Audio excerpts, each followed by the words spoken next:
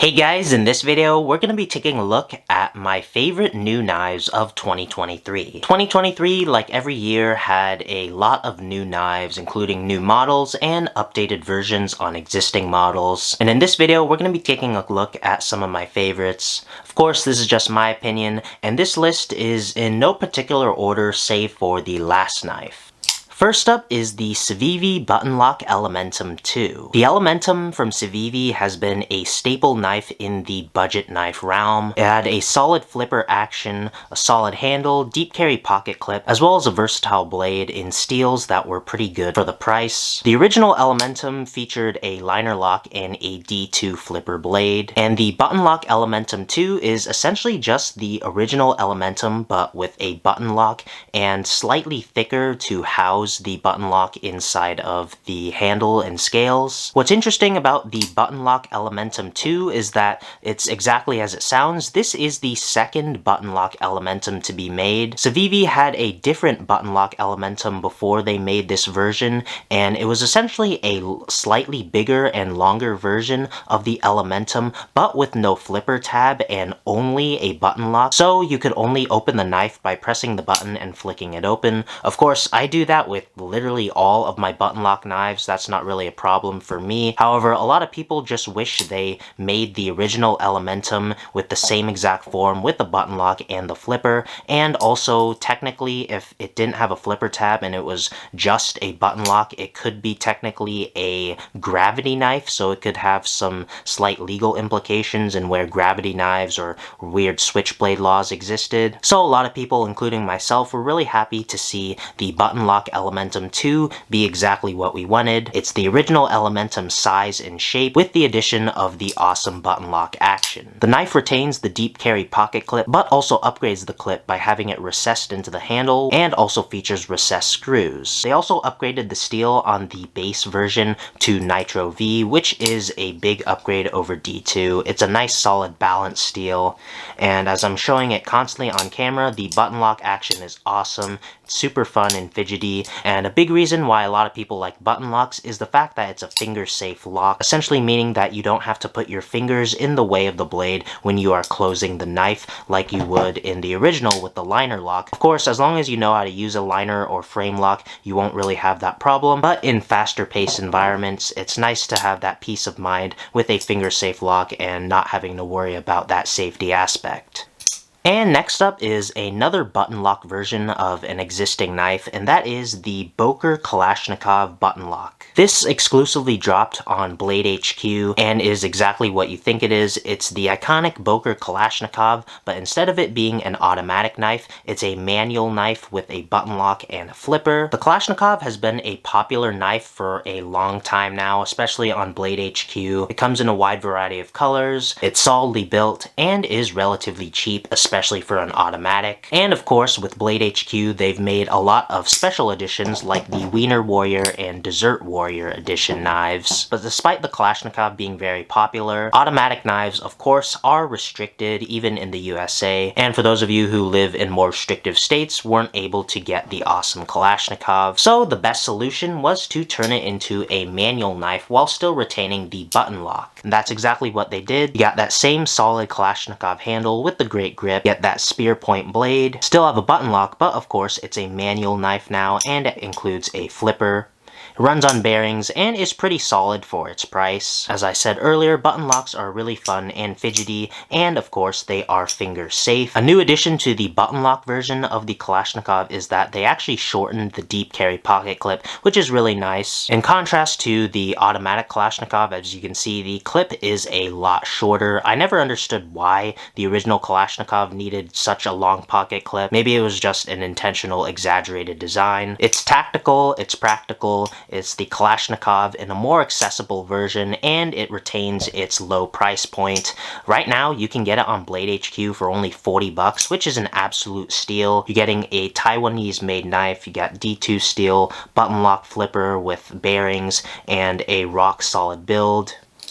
And next up is the Flytanium Arcade. For those of you who don't know, Flytanium was primarily known for making aftermarket parts and scales for existing pocket knives, like scales with different materials or even different colored thumb studs. They made things for the Bug Out, Spyderco models, as well as many more. They've also made plenty of original Balisong knives, but the Arcade is their first ever original manual folding knife. And I gotta say, they did an excellent job with it. They collaborated with Andrew Demko and included the Demko Shark Lock with it, making it a very fun and fidgety knife. I won't get too deep into the specifics of the Shark Lock, but essentially it's a very strong lock that will pretty much never fail, and the lock is very easy to utilize. You simply pull back on this tab and then the blade swings close, and you can also utilize the lock to open the knife with a flick. And the lock is also completely ambidextrous. And another cool thing about the knife is that because it's made by Flytanium, they wanted to make it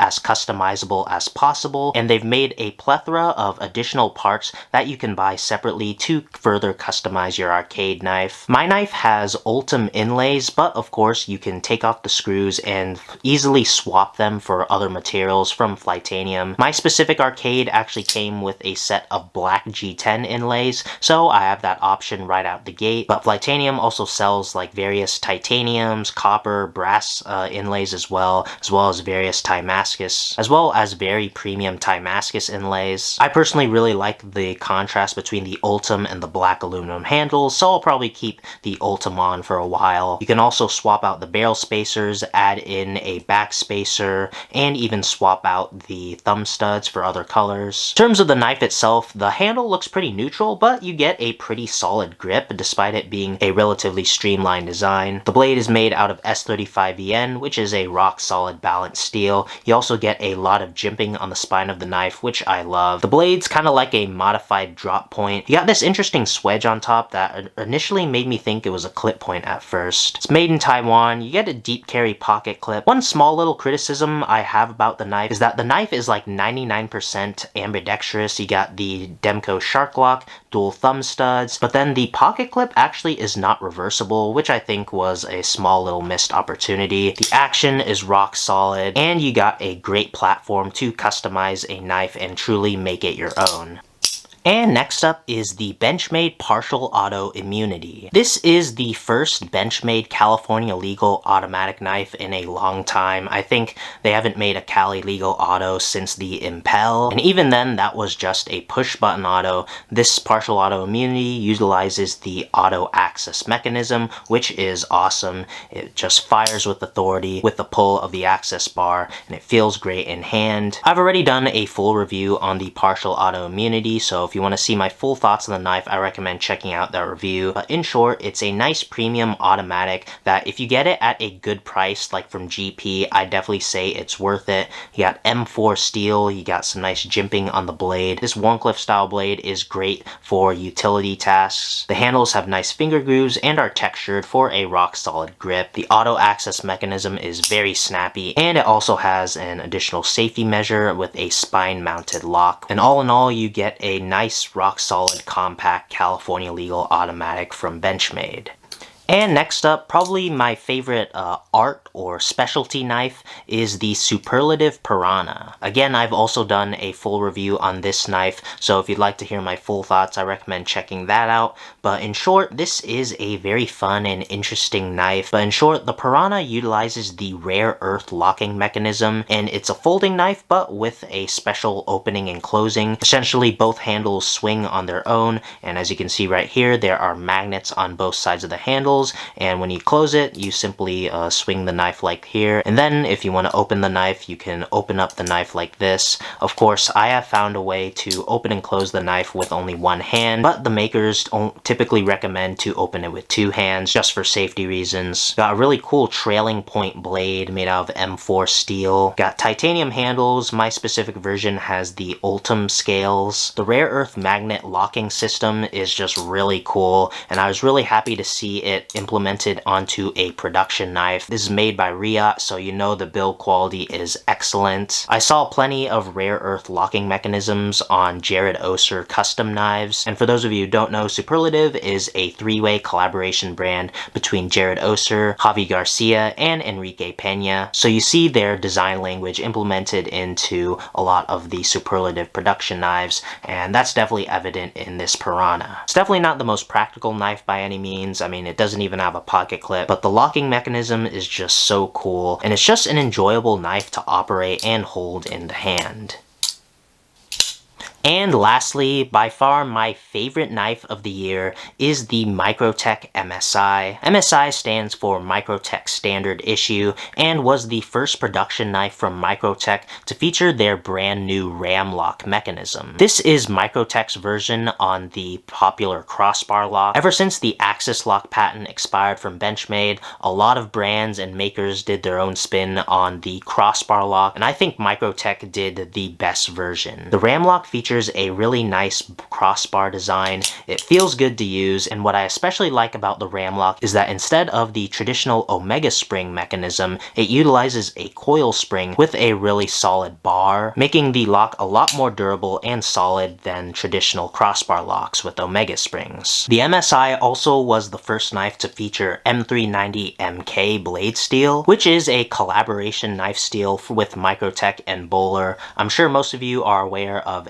traditional M390, which is a steel that excels in edge retention and stainlessness, and M390 MK, just per Microtech, is essentially M390 but even better in both of those aspects. It holds an edge even longer and is even more stain proof, which is pretty nice. The MSI features a kind of modified sheepsfoot blade, got some nice jimping on the back of the handle with a cool thumb hole design. It's a fully ambidextrous knife. You got a reversible deep carry pocket clip as well. The handle is real solid in hand, and of course the ram lock action is just so solid and fidgety. The MSI design is both tactical and practical, and another reason why I chose the MSI specifically for the ram lock Microtech knives is the fact that it is really competitively priced. The base model with the G10 scales with just a standard texture retails for $250. Obviously that is by no means cheap or a budget price, but when you compare it to other USA made crossbar lock knives like most of Benchmade's catalog, given the size of the knife, given the fact that the lock is a lot stronger and feels better,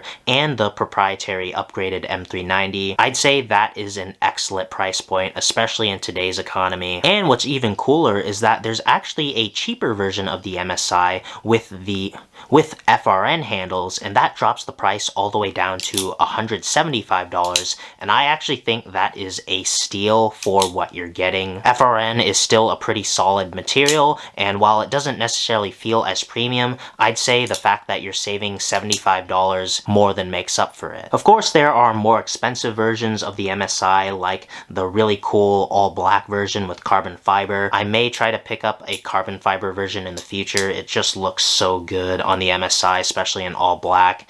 And then of course you got the other Ramlock models, the Stitch and the Amphibian, both of which are pretty cool, but are a lot more expensive even in the base versions. The MSI from Microtech just checks a lot of boxes for me. Got a finger safe lock with a great action, you got a super steel, you got great grip, and you got a competitive price. The MSI was by far my most carried new knife of 2023, and that's no surprise at all. And those are my favorite new knives of 2023. What were some of your guys' favorite new knives from the year? I'd definitely like to know down in the comments. So that's gonna do it for this video. Like and subscribe if you enjoyed. Follow me on my socials. If you really loved the video, please consider leaving a super thanks in the tip jar below.